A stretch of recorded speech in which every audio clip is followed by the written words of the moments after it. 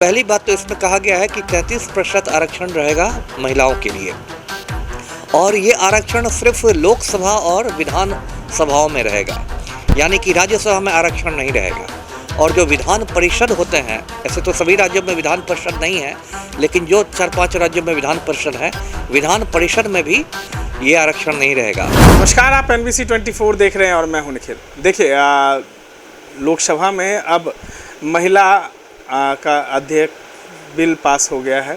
कहीं ना कहीं महिला के हित में ये बिल लाया गया है महिलाओं के लिए। हमारे साथ पूर्व IPS अमिताभ दास जी हैं। कैसे देख रहे हैं ये विधेयक आया है?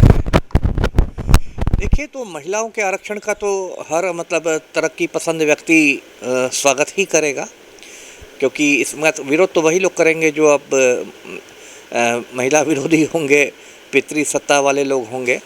तो अपने आप में तो इसके विरोध करने का कोई मतलब नहीं है, लेकिन मैं और इसके बारे में कुछ बताना चाहूँगा लोगों को कि किन परिस्थितियों में लाया गया है। कि देखिए, ये जहाँ सरकार ने ऐलान किया था कि 18 से 22 सितंबर तक संसद का विशेष सत्र बुलाया जाएगा, तो उसी समय से घंटियाँ बजने लगी थी कि भाई क्या होगा, क्योंकि मानसून सत्र तो ख़त्म हो गया था और शीतकालीन सत्र नवंबर में शुरू होता है। तो बीच में जो विशेष सत्र का धमाका हुआ, तो उसी समय से चर्चा होने लगी थी कि क्या होगा भाई, कुछ बड़ा होने वाला है। तो बड़ा जो हुआ वो यही हुआ कि ये महिला आरक्षण वाला बिल किया गया पेश, जिसका मतलब ऐसे आधिकारिक नाम है बड़ा लंबा चौड़ा, और ये है नारी शक्ति वंदन बिल, है ना, नारी शक्ति वंदन बिल। और 128वां संविधान संशोधन ये है, 128वां संविधान संशोधन है। अब मैं दर्शकों को इस बिल की 2-4 बातें बताता हूँ ये क्या है। पहली बात तो इसमें कहा गया है कि 33% आरक्षण रहेगा महिलाओं के लिए और ये आरक्षण सिर्फ लोकसभा और विधान सभाओं में रहेगा, यानी कि राज्यसभा में आरक्षण नहीं रहेगा। और जो विधान परिषद होते हैं, ऐसे तो सभी राज्यों में विधान परिषद नहीं है, लेकिन जो 4-5 राज्यों में विधान परिषद है, विधान परिषद में भी ये आरक्षण नहीं रहेगा। तर्क ये दिया गया है कि लोकसभा और विधानसभा के चुनावी जो होते हैं वो डायरेक्ट चुनाव होते हैं, प्रत्यक्ष रूप से जनता चुनती है सांसदों को, और लोकसभा सांसदों को और विधायकों को।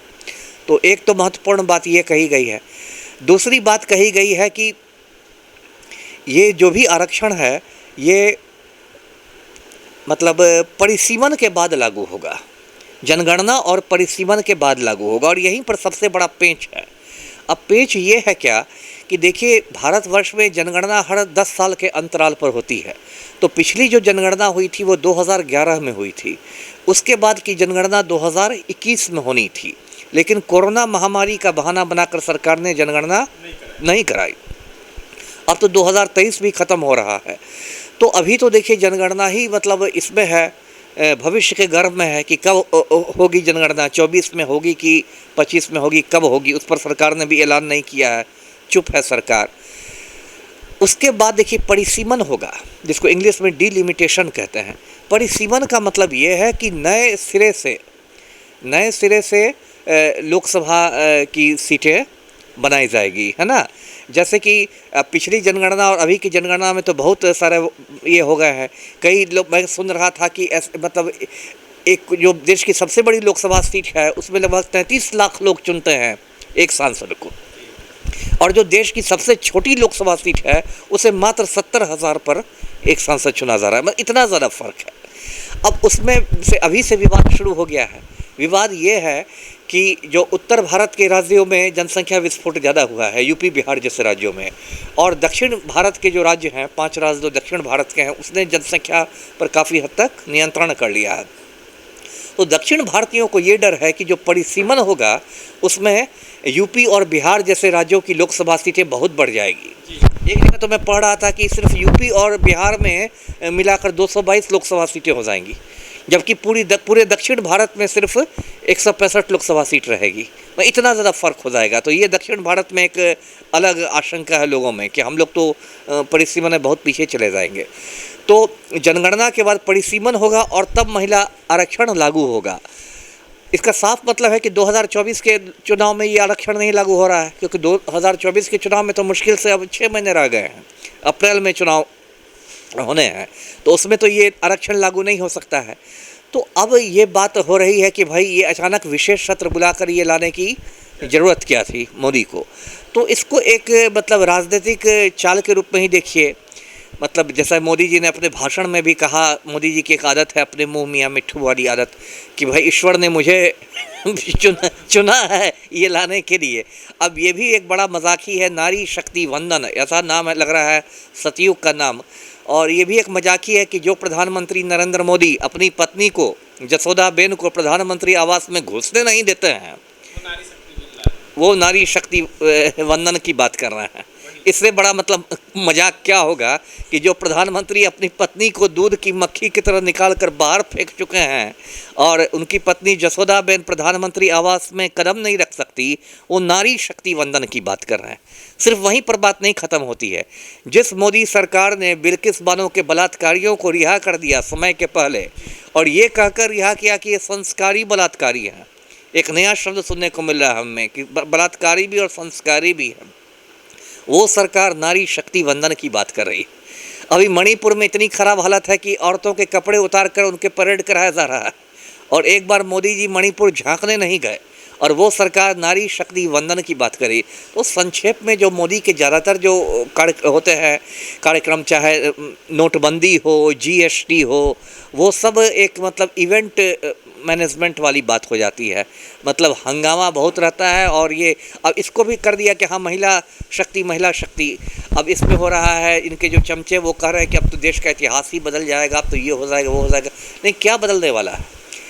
ये तो बिल बहुत दिनों से आया है। ये तो आपको बताओ मैं कि 2009-10 में ही ये जो है ये राज्यसभा में पारित हो चुका था, फिर उसका लोकसभा भंग हो गई थी, लोकसभा में नहीं पारित हो पाया। ऐसी बात नहीं कि मोदी जी ने पहली बार ये बिल लाया है, महिला बिल भी कई बार पहले भी ये हो तो मतलब इसको लाया जा चुका था, नहीं पास हो चुका था। एक गीता मुखर्जी थी कम्युनिस्ट सांसद, उनकी अध्यक्षता में एक जेपीसी का भी गठन किया गया था। मोदी जी जो ऐसा दिखा रहे हैं कि एकदम इन्होंने ही कोई क्रांति ला दी है, वो बात नहीं है। इस पर भी आलोचना हो रही है कि यदि देना ही आरक्षण है तो 33% क्यों, 50% क्यों नहीं? हाँ, आज महिलाएं तो आधी आबादी है ना, महिलाएं तो आधी आबादी है, मोटा मोटी 50% महिलाएं हैं। तो फिर आप कह रहे हैं कि ये है, इतना ही नारी शक्ति का वंदन कर रहे हैं तो 33% ये आप मतलब ये क्यों मार रहे हैं, हकमारी क्यों कर रहे हैं? आप 50% दीजिए। एक अलग विवाद पैदा हुआ है, वो विवाद है कि SC ST वाले जो कोटा हैं उसमें तो आप दे रहे हैं महिलाओं को ये, लेकिन OBC का क्या हो गया, अल्पसंख्यक महिलाओं का क्या होगा? इस पर भी प्रश्न उठा है क्योंकि सारी देखिए महिलाएं ठीक है, एक ये है, लेकिन सारी महिलाएं ऐसा भी नहीं है कि एक जैसी हैं। जो शहर में हैं, अगड़ी जाति की महिलाएं हैं, पढ़ी लिखी महिलाएं हैं, उनकी स्थिति गांव में रहने वाली एक अनपढ़ दलित महिला से बिल्कुल अलग है। दोनों महिलाएं हैं लेकिन दोनों की सामाजिक स्थिति में कोई तुलना ही नहीं है। ये भी भारत की एक सच्चाई है, ये भी एक सामाजिक सच्चाई है। तो कुल मिलाकर मुझे तो यही कहना है कि ये तो पूरा जो लग रहा है ये एक मतलब जुमलेबाजी के सिवाय कुछ नहीं लग रहा है ना? ये लगता है कि चुनावी स्टंट खेल रहे हैं। 200% है, 200% इसमें लगने वाली बात है। ये तो स्पष्ट है। जैसे देखिए विपक्ष में जो एकता हो रही है, जो इंडिया गठबंधन बन गया है, उसके बाद तो सच्चाई ये है कि मोदी जी के हाथ पैर फूल गए हैं, काफ़ी घबराए हुए स्थिति हैं। क्योंकि वोटों का यदि प्रतिशत देखा जाए तब तो उसमें इंडिया गठबंधन बहुत आगे है NDA से। और इनको कोई नया मतलब शगुफा, जिसको कहते हैं शगुफा चाहिए। पिछली बार के चुनाव में इनकी हालत पतली थी 2019 में, उसमें इन्होंने पुलवामा कांड करा दिया था। एक शगुफा छोड़ के फिर पुलवामा और सर्जिकल स्ट्राइक में निकल गया था। इस बार भी इनके पास 2-3 पत्ते बचे हुए हैं। एक इनको कई बार लगता है कि राम मंदिर वाला भी मुद्दा पुराना हो गया, इस पर उतनी बात नहीं होगी। और जो बाकी मुद्दे हैं जिसको आप ज्वलंत मुद्दे कह सकते हैं, मतलब महंगाई है, बेरोजगारी है, उस पर तो खैर सरकार के प्रति इतना गुस्सा है कि उस पर बोलना ही नहीं है। वो तो त्राही कर रही है देश की जनता। सिर्फ गौतम अडानी की दौलत बढ़ रही है और गौतम अडानी का काम हो रहा है। जुमला है, महिलाएं बहुत बड़ी संख्या में मतदाता हैं, तो इनको लगता है कि भाई हम महिलाओं की बात करेंगे, नारी शक्ति वंदन करेंगे तो हो सकता है कि कुछ हमारे पास भी कुछ वोट मिल जाए।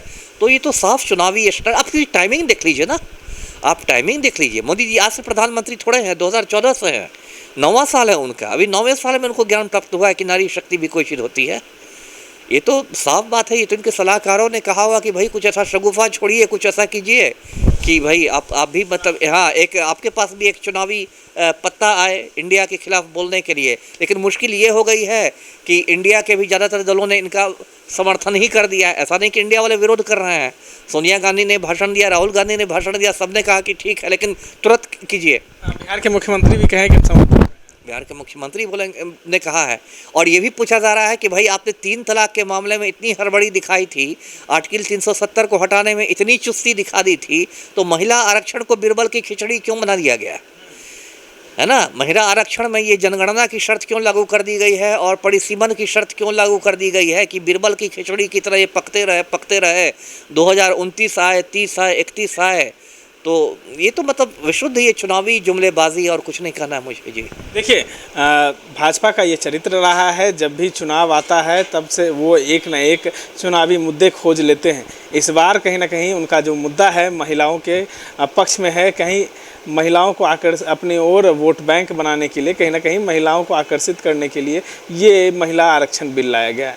अब देखना ये है कि महिला इससे कितने संतुष्ट हैं और क्या ये सही बिल जो लाया गया है ये कितना उनके पक्ष में है। इस तरह के तमाम अपडेट्स के लिए बने रहे NBC 24 के साथ।